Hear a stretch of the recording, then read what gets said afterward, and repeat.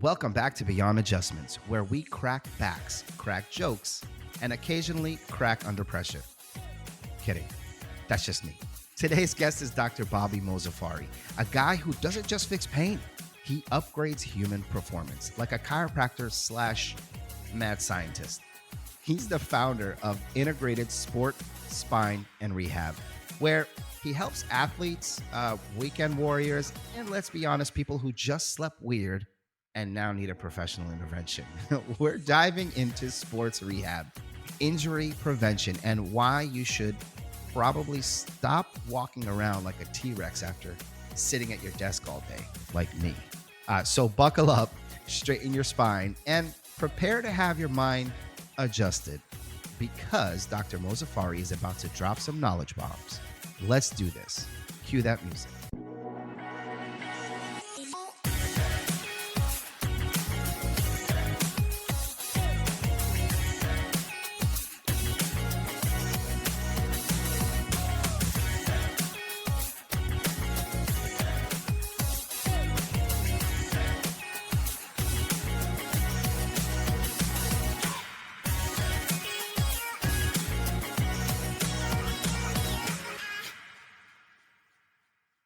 Dr. Mozafari, welcome to Beyond Adjustments. I'm so glad you're here, man. Thanks for having me, man. Absolutely. Absolutely. We tried to make this work a couple times, and this one almost didn't happen because I had a scheduling conflict. Yes, it was my fault. But here we are. I'm so glad we made this work. I'm really excited to get into your journey, man. I'm excited to get into your practice. I want to learn more. I want the viewers to understand more about what you do. So I'm just going to go ahead and jump in. Is that cool? Sure. Yeah, absolutely. Good stuff. So every practitioner has a story, and yours is a pretty fascinating one. Starting Integrated Sport, Spine, and Rehab must have been a major milestone. But what actually led you down this path? Like, what was the moment where you knew this is what I need to do? Oh, man. So it's funny, when I was trying to figure out what I wanted to do with my life, like what career path I wanted to go down, I didn't know what it was that I wanted to do. I just knew that I wanted to help people. My mom told me about whenever I was, I think I was like 2 or 3 years old, she was watching like an episode of like 20 minutes or something. And somebody ended up getting, some type of surgery done. Like it was like this revolutionary surgery. And I said something to the effect of, I need to hurry up and grow up so I can help people too. And so I've always had this passion for just like, helping. And so whenever it was time for me to, go to college and try to figure out what it was I wanted to do, I didn't know what it was. I just chose pre-med just because I, figured, well, I guess this is a good placeholder. I'm going to be doing something in health, so let's just go that way. Yeah. But I knew that I didn't want to be a medical doctor. I just take 2 and call me in the morning just didn't seem like very fulfilling for me. Being on call and, standing and doing surgeries for hours and stuff like that also didn't really seem like my cup of tea either. I've always just kind of like never really been good at just sitting still for a long period of time. So, I just didn't know what it was I wanted to do. And it was one day I went to, a LAN party, which, some of your viewers and listeners have no idea what a LAN party is. It's whenever a bunch of nerds get their computers, networked together and they play games against each other. And, so I went to a friend's house, and actually it was a friend of a friend, and his dad was a chiropractor, and I didn't really know what a chiropractor was. I knew that one sponsored my soccer team whenever I was a kid, but I didn't know what one did. And I was like, man, it's nice place you got, and nice cars that you have in the garage. Whoops, and I see like the mail says, your last name. Like, what's your dad do? And he goes, oh yeah, my dad's a chiropractor. I was like, yeah, I don't really know what that is, man. Like, can you tell me a little bit more? And Yeah. He's like, yeah, but basically my dad, he helps people get out of pain without using, medicine or, surgery or anything like that. Yeah. Where it was meant to be. And I was like, oh, that's kind of, yeah. Yeah. And it's like, that sounds really cool. I'll look into that. And so I did. And I saw that there's, potential growth, for the future of the Sure. profession. Yeah. I went to the Department of Labor Statistics website or something like that. And this was back in like 2001. So, Wow. so it showed like a 10-year progression, there was growth. And, I went with it, and Nice. I went to a chiropractor. I was feeling a little bit of pain. I was serving tables at that time, and my back was bothering me. Went to a chiropractor. He helped me feel a whole lot better, and I said, "Okay, cool. I dig it. I'll go ahead and do this." Mm. While I was in school, I realized opinion than the vast with regard to based on the things that we've learned. Mm-hmm. And once I graduated, I kind of had I decided I was just going to do my own take on it, right? Mm-hmm. I'm gonna kind of like go with what it is that I feel is more right. And so I tried doing that. It was really hard. My first practice was in the St. Louis area, and St. Louis area is pretty saturated because when the chiropractic school that I went to is in the St. Louis area, Logan. And so the vast majority of chiropractors there at that time practiced one kind of way. And if you were trying to market yourself, you would be best served to market in a way that was, kind of status quo, because Sure. then people are kind of really familiar with that, and they'll say, yeah, sure, you're just one of the dozen and I'll go with you. But Yeah. whenever you try to like, say something different, contrary to what everybody else is saying, you know, it doesn't jive well with a lot of people whenever that's like the majority opinion. So, it didn't survive. And then I moved back to the Maryland, I live in Maryland. So I moved, Mhm. and that's where I'm from originally. So I moved back. And I worked someplace for a little bit, got a good hang of, some of the things that, I needed to learn, and then started my own practice. I figured Mm. other people can do what I can do. Right. Right. I love that, man. So speaking of your practice specifically, a lot of chiropractors focus, mainly on adjustments. And you were saying you wanted to take a different approach. Your approach is a bit more comprehensive, I would say. Your practice integrates, from what I understand, and chiropractic, there's rehab, there's strength training, which isn't something, we see in every clinic. Was there that defining moment that pushed you to blend these disciplines, or was it something that evolved naturally? Is it like you were just learning and then it clicked, or what is it that made you kind of lean towards this blend of disciplines? So I don't know, honestly. So I think some of it I attribute to just my the way my brain works. My parents are both engineers, and so they have like a bit of like a mechanical type of mind, and I guess that just kind of, I inherited that. And for me, it was kind of a matter of, like while I was in school, talking about, the subluxation complex, and the misalignment of segments, and that kind of thing. It just did not resonate with me. I didn't understand it. It didn't make a whole lot of sense to me. And Mm. so I figured that, this is a profession that's, been around for a long time. So there's obviously Mhm. something here, right? Sure. Yeah. But I didn't know what.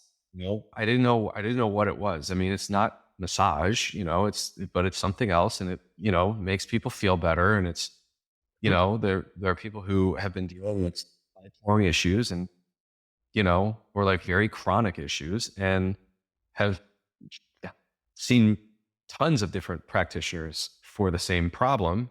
And then they Mm. go and see a chiropractor, and everything is, fixed. So there's something there. Yeah.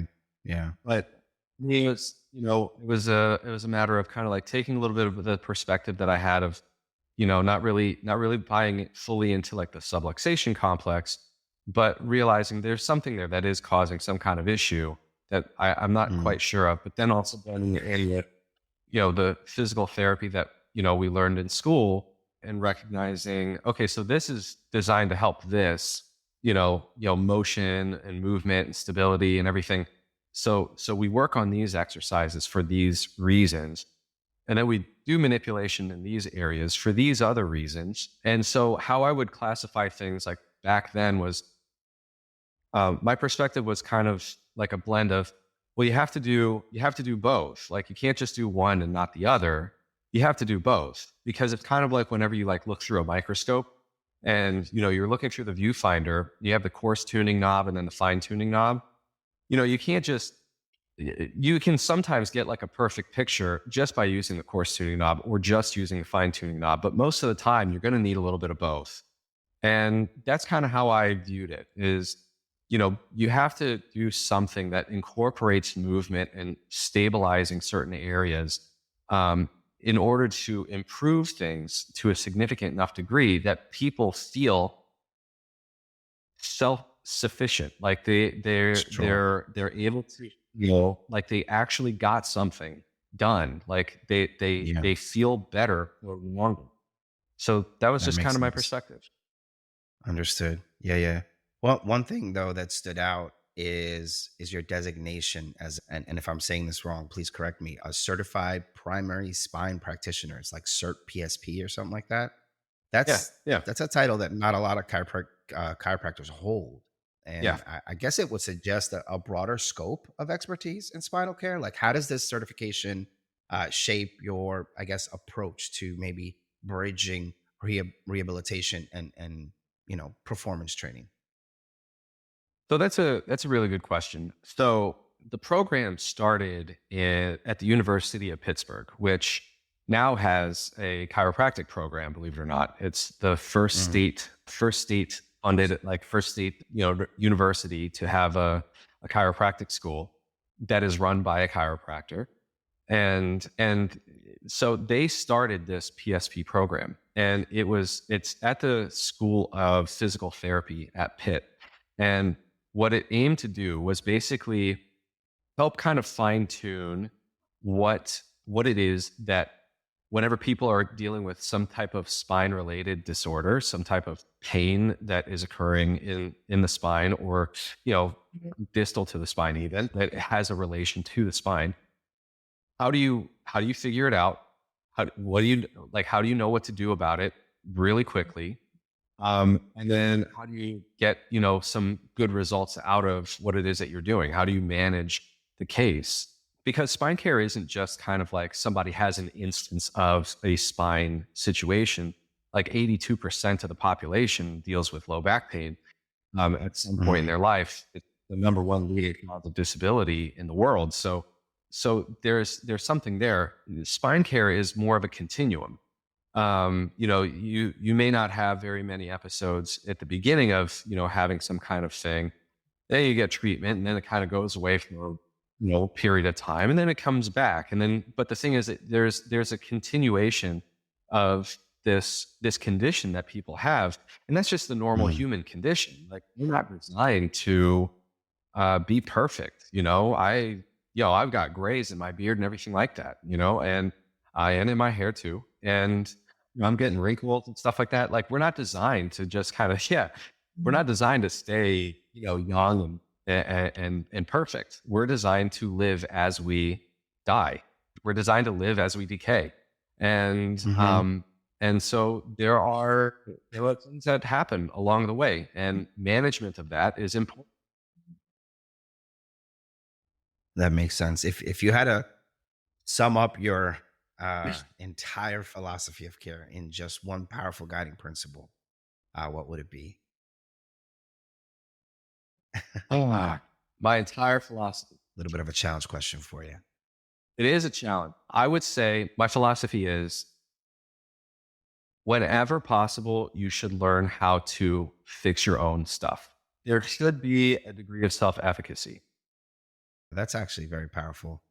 Um, the medical industry itself makes that very hard, like the mainstream medical industry, because they want you to rely on them. They don't want you to ask questions. They want you to take the pills that they prescribe. They want, etc. Right? Like, And I think when it comes to the more natural, holistic approach, like the chiropractic and, laser and dry needling or whatever, ask questions there as well. But taking that more natural approach, in my opinion, you're introducing less foreign objects into your body. But then at the same time, you're allowing your body to do what it was designed to do, which is heal Yeah, itself when it needs to function. absolutely. And the cool thing is that we're actually starting to see more of like mainstream medicine kind of shifting a little bit more towards that direction. In the past, it was A always, little bit. oh, you have pain, take this pill. Oh, you have pain, let's get this injected. Oh, it's still there, let's go ahead and have you go to the surgeon. You know, all that kind of stuff. And what Yeah. we're seeing more is a bit of a regression from that, because the most I of the hope so. research that's coming out is saying, yeah, most of the research that's coming out is saying, hey, all that stuff that we used to think, we need less of it. Remember whenever we used to think like surgery, whenever people got surgery, they fared really well with this kind of thing. It turns out not really. And it turns out Mhm. sometimes it's worse, but in the majority of cases, you're no better off than doing nothing at all. And we're just getting Yeah. rehab. So there's no Yeah. real improvement. So why would you spend the healthcare dollars on a surgery that isn't going to be? Let's minimize how many medications you're taking. Let's work on other things. Let's work on lifestyle changes. I need you to see this provider for this dietary thing, or I need you to see this provider for rehab, or I need you to see this provider for acupuncture, or this one Mm. for, psychotherapy. So it's, and it makes sense. It makes sense, because if the healthcare model now was, uh, everybody just, let's go ahead and give pills out to everybody all the time. Well, guess what? People need to go back for prescriptions, and doctors have a limited amount of time on their schedule to see people. And you have to see a lot of these people for these medications. So Right. it makes more sense. Hey, what can we do to figure out, like, who can I send you to figure out how to do this where I don't need to see you? And I want to see people who actually need to see. I need to see diabetics. Mm. You know what I mean? That's a good segue because I wanted to get into a little bit of the treatments that you provide or that you offer there, because there is a variety, and I would consider some of it advanced, right? Outside of the chiropractic adjustments, right? And physical therapy, you have the less common, which we're talking about dry needling, class 4, I think, laser therapy. I don't know the different classes, but Yeah. I think I read that on your site. And radial shockwave therapy, like all these things, like with so many tools available and at your disposal, how do you determine what's the right one? If Amin walks into your practice and I have A, B, and C, D, and F, and W wrong with me, like what's the best course of action for each patient? How would you approach me with that?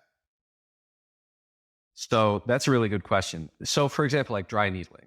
Dry needling is, and all of these things are, they're a little on the controversial side, just because there is research that supports each one.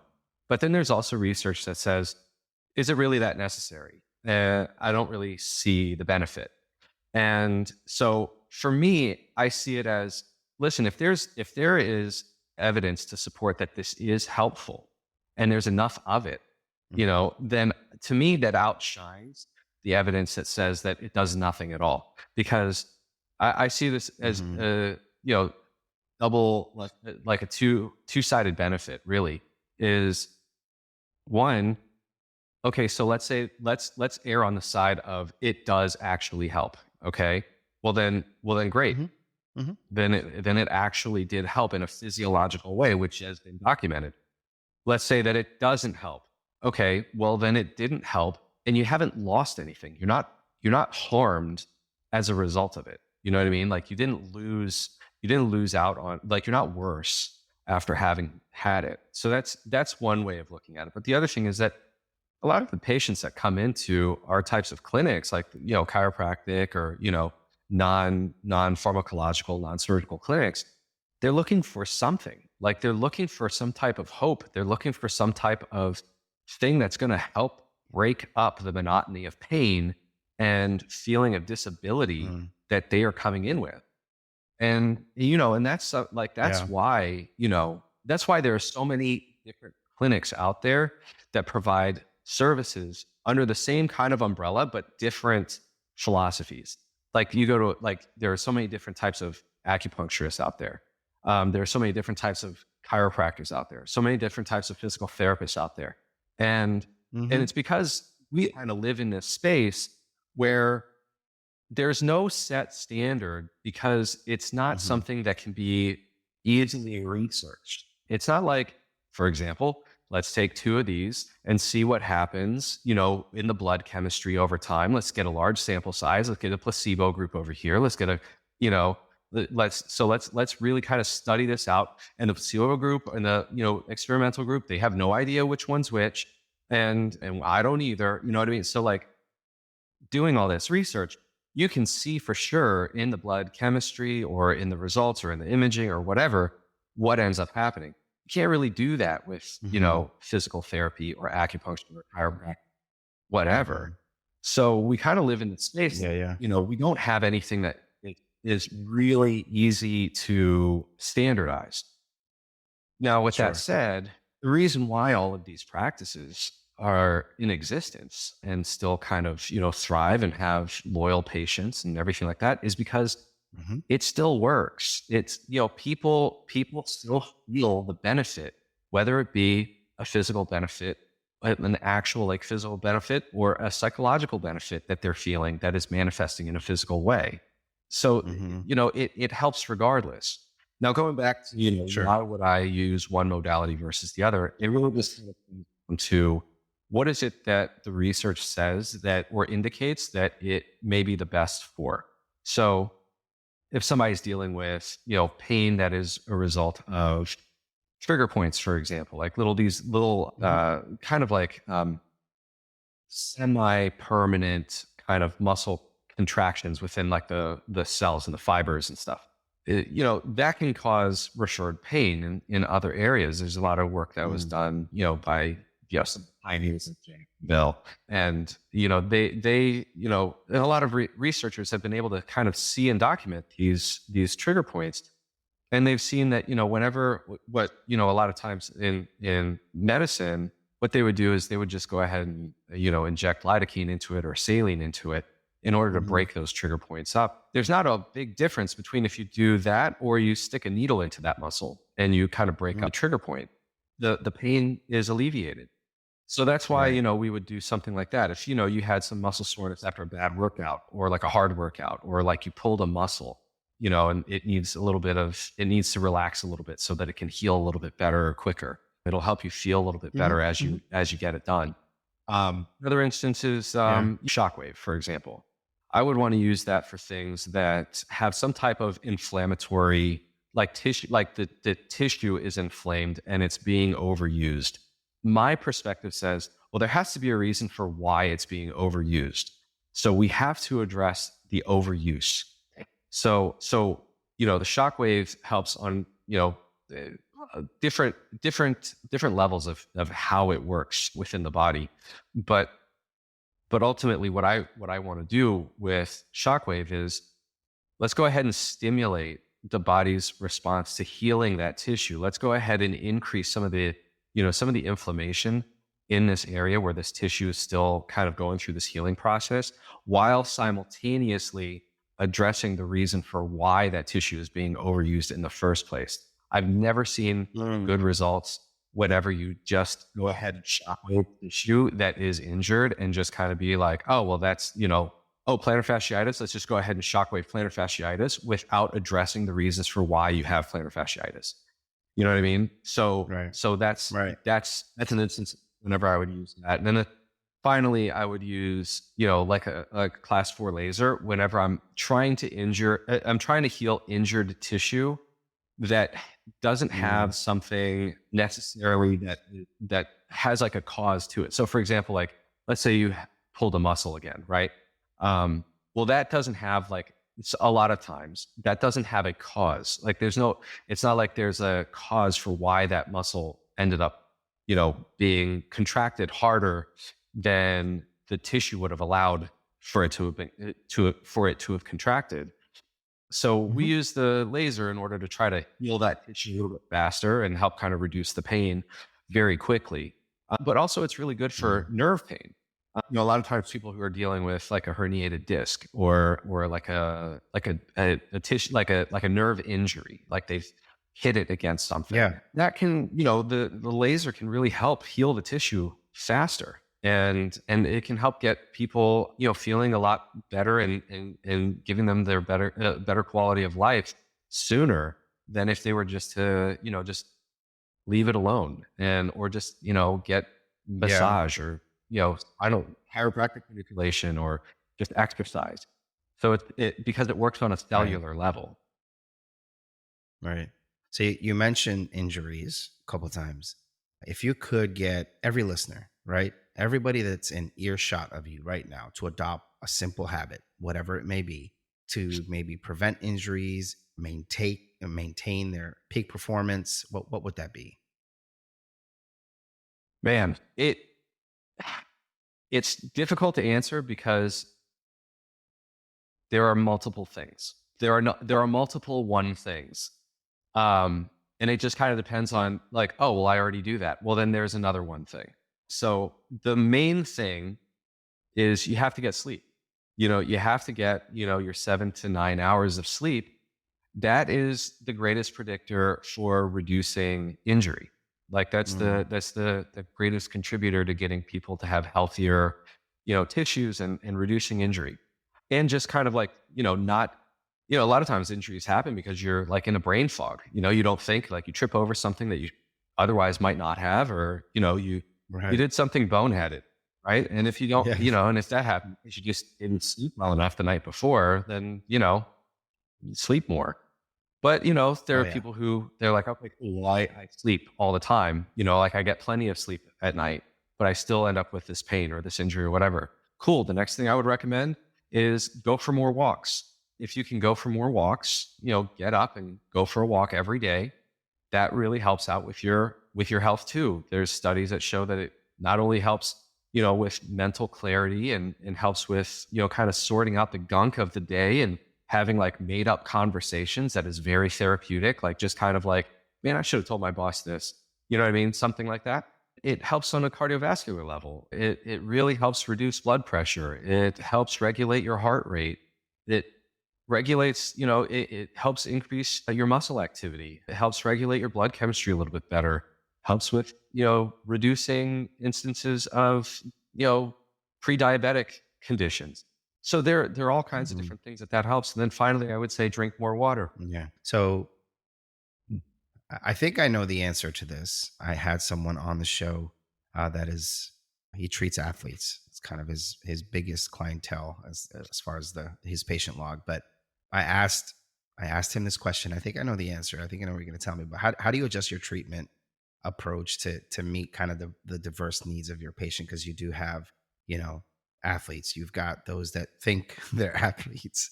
You've got people like myself who are wannabe athletes. So like just somebody trying to overcome their lower back pain on a daily basis or whatever. How do you adjust your treatment approach to meet those diverse needs?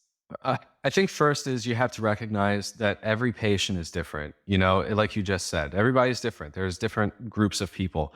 And, recognizing that not only is everybody different, but every body is different.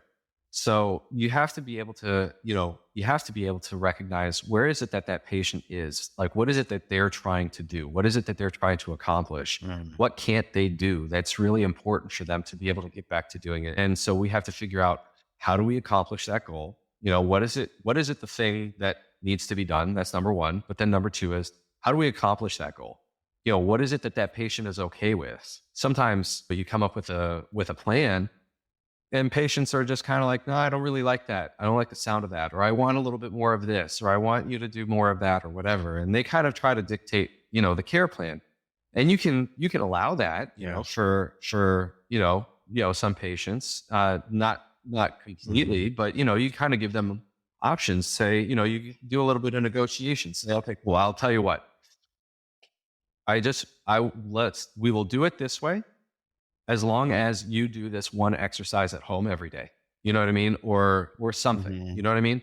But ultimately, it comes down to, what is it that the patient's goal is, and how do we figure out what it is that the patient needs? What is it that they're most comfortable with?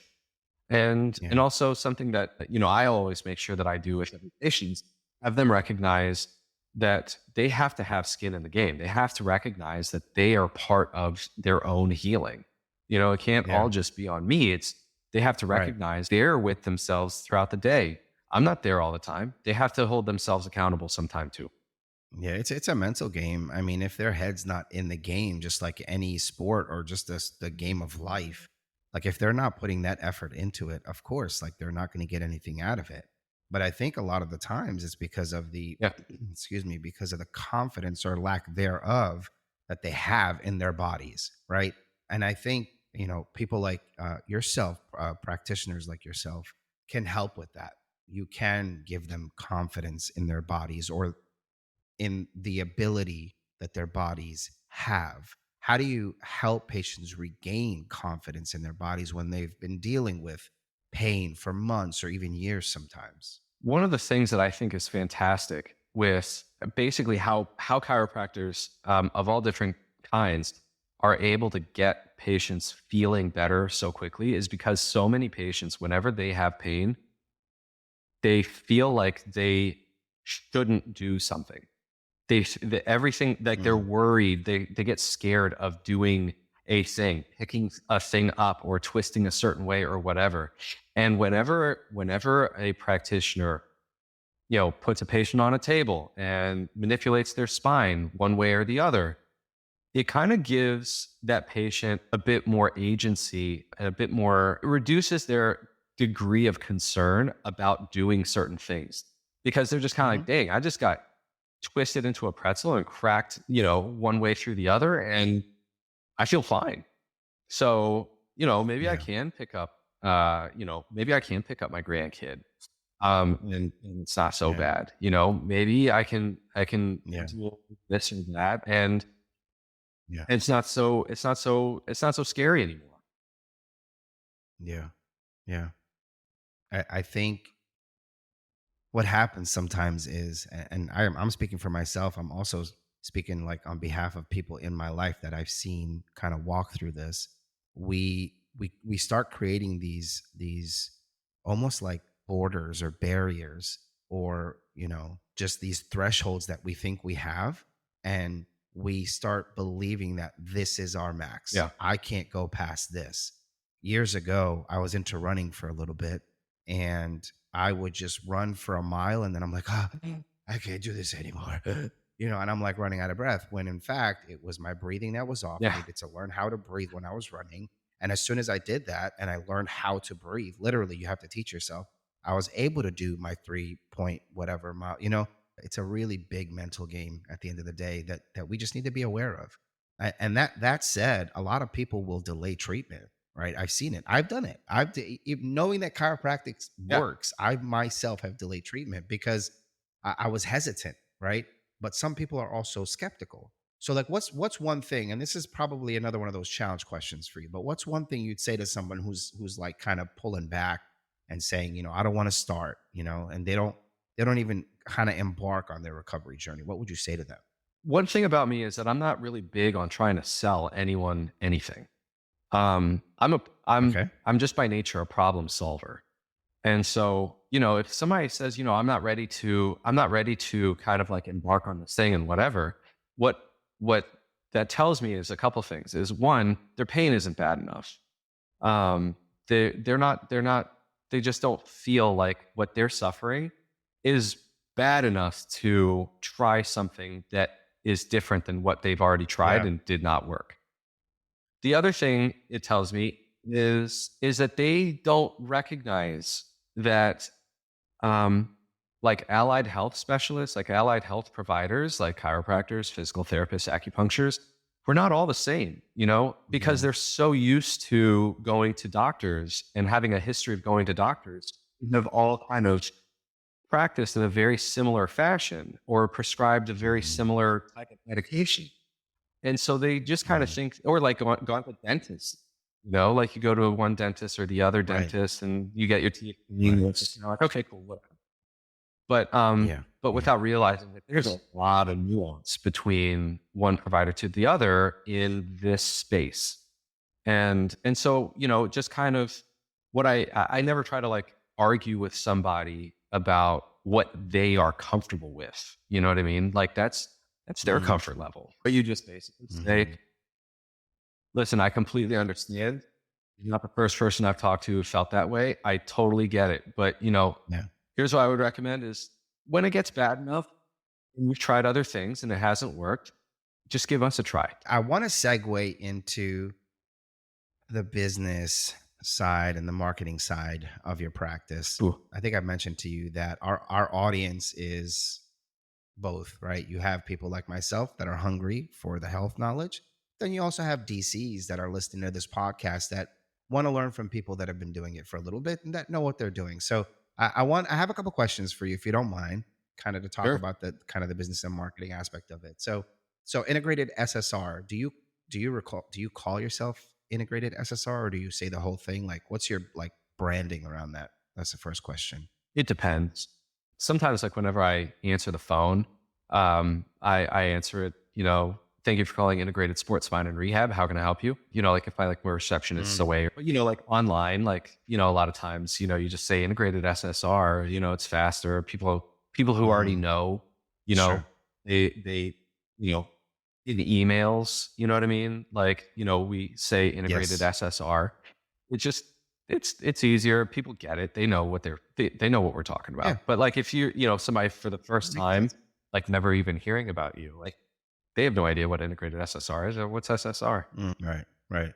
So your practice is known for, holistic, even that self-management approach, which is a little different from some Hmm? of the traditional chiropractic practices out there, like the come in, get an adjustment and leave.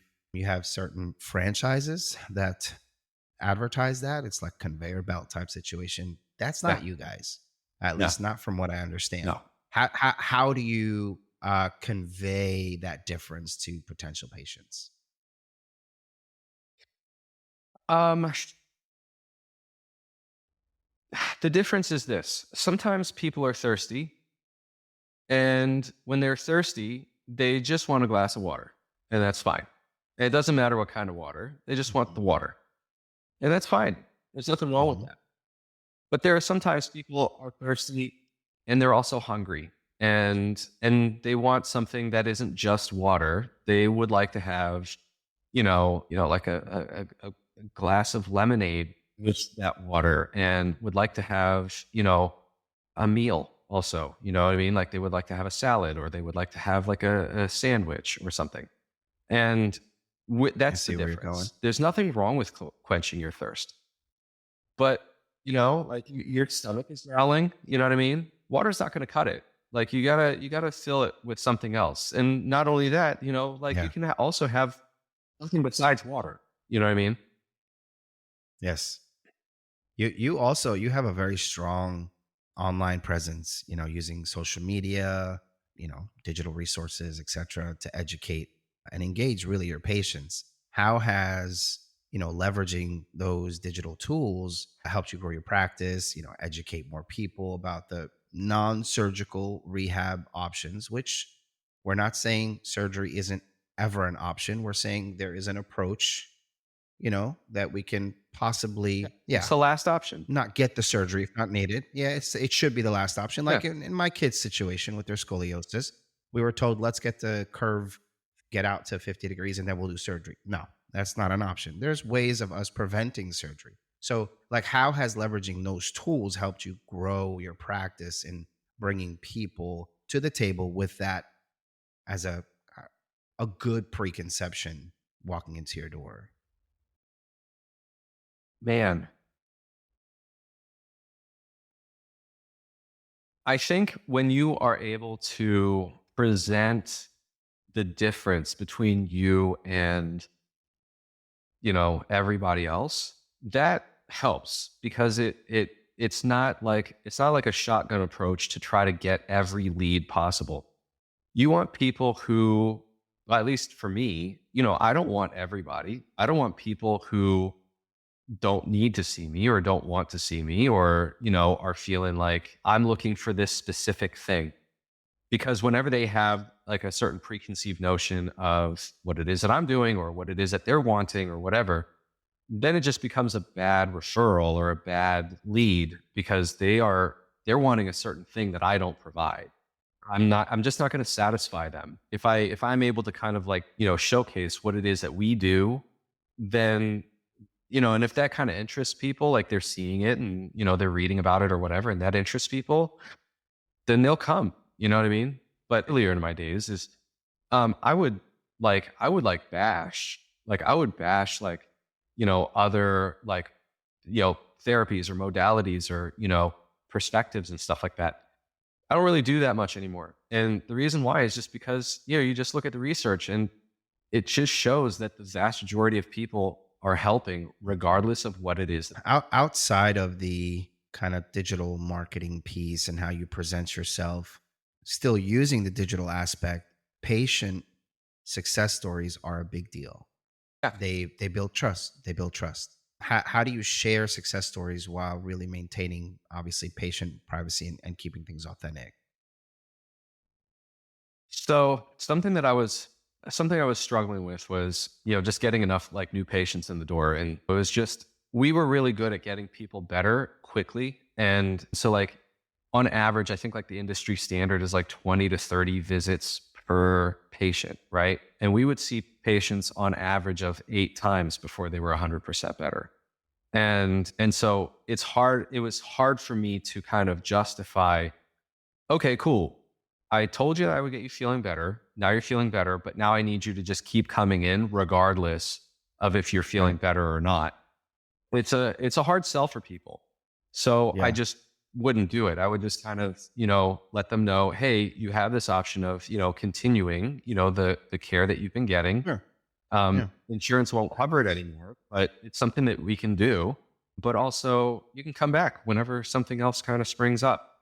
And Hmm. it wasn't, as you can kind of guess, like that's, you're kind of like working yourself out of a job. You know what I mean? Like if you don't, like In we, a good we way. make Yeah. money off of how many visits you have. You know what I mean? Like we make Sure. money off of Yeah. that. And if Yeah. I get patients to Yeah. like fewer visit, I'm working myself out of a Yeah. job. I'm working myself out of money. So Yeah. the advice I was given was, why don't you just like, the patients that are already like 50% better, like after like visit one, or like, like they're already 75% better in like a week. Why don't you just, ask them if they would feel like comfortable giving you a video testimonial? Just grab your phone up in their face, say, hey, would you mind, giving a video testimonial for like social media purposes? That's And perfect. Yep. don't give them any pressure. And something I always want to make sure I do is I always make sure that they understand no pressure. You don't have to say yes. Don't feel obligated. We just want to try to, share your story so that we can try to get more patients out there, because there are a whole bunch of people going to other clinics who are still dealing with the same problems that you came in with, and they don't know that we exist. And, maybe your video may make them think, hey, you know what? I'm going to give that place a try. And Yeah. so, I just present it, very casually. Something that, I've learned is like, if you feel uncomfortable about something and you show that you're uncomfortable about it, it makes people feel uncomfortable. And so, Mm.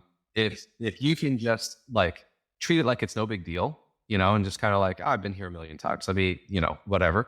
People feel a lot more comfortable. Hey, we're doing this. We're trying to boost our social media a little bit. Would you mind giving a video testimonial?" Yeah. Yeah. So in the interest of time, Dr. Mozafari, I had like a few more questions for you, but I Sure, also go want to for it. respect your time. I just want to close this out, but I do have a couple more questions. Yeah, Maybe let's the do it. next time you're on, we can talk about the future of chiropractic and Sure. discuss the. I really want to focus. Maybe the next time you're on, we'll talk about the self efficacy piece. I think Yeah. we could talk for quite a while on that alone. So we'll touch on that in the next podcast episode. But after years of helping patients recover and optimize their performance, what's been the most personally rewarding part of your career? Um, yeah, I think it's an intersection. One has been helping out the town that raised me. You know, whenever I moved back, I opened up in my town, and it's something that I, just really wanted to do is help out my hometown. And but honestly, like, there's a selfish part of me that says the most rewarding thing for me is whenever patients come in feeling kind of hopeless because they've gone to, like 2 different pain management clinics. They've been to 2 different orthopedists. They've gone to 2 different physical therapy clinics. They've gone to 3 different chiropractors, and they're still dealing with pain. And I'm able to get them out of pain in like 1 or 2 visits. And it's like and literally what they say is, I how did love you do that. that? Like, how did you do Magic. that? You're a magician. One person gave me a water bottle and said, "Here, turn this into wine." And I was like, "Listen, I'm Yeah. Middle Eastern. I got a beard. That's not me though.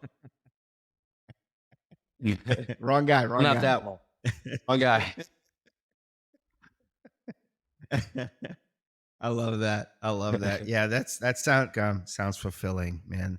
I love. Thank you for sharing that, honestly. But Yeah, man. I need your help here. I want to get out one key message. Sure. We want to tell the listeners. We want to give them one takeaway from this conversation.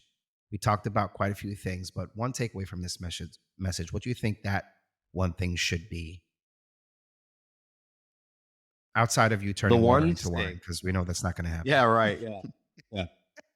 The one thing that I think that people should recognize is that whenever they're dealing with a situation where they're dealing with neck pain, back pain, whatever, and they're suddenly like spasmed out, or that they feel like they are unable to do something, I want them to recognize that it'll be okay, that they do not need surgery. The risk, like, there's only like 2.5% to 3% of people who deal with like a herniated disc, like a bad herniated disc.